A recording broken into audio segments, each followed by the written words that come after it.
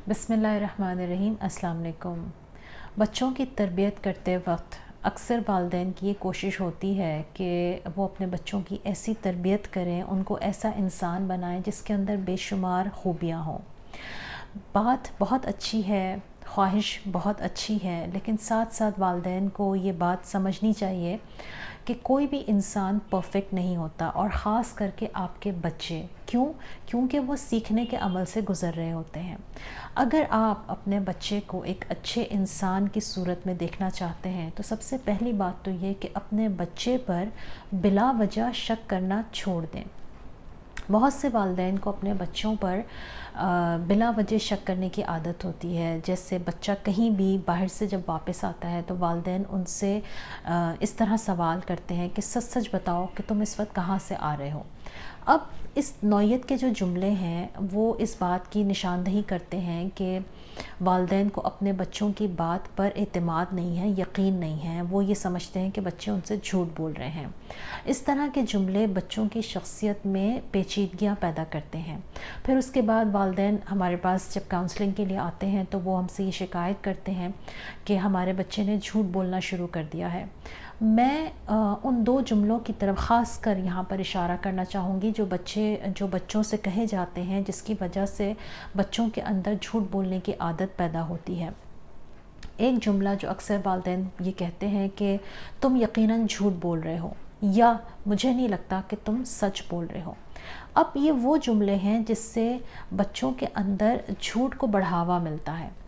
दूसरी बात यह है कि घरों में अक्सर वालिदैन ही चूँकि झूठ बोल रहे होते हैं, जिसकी वजह से बच्चे यकीनन अपने बड़ों से झूठ बोलना सीख लेते हैं। बाज़ औक़ात बाज़ घरों में वालिदैन अपने बच्चों को इतनी सख्त सज़ा देते हैं कि जिस सज़ा के खौफ से भी बच्चे झूठ बोलना शुरू कर देते हैं। अब सवाल ये पैदा होता है कि इस आदत को कैसे दूर किया जाए।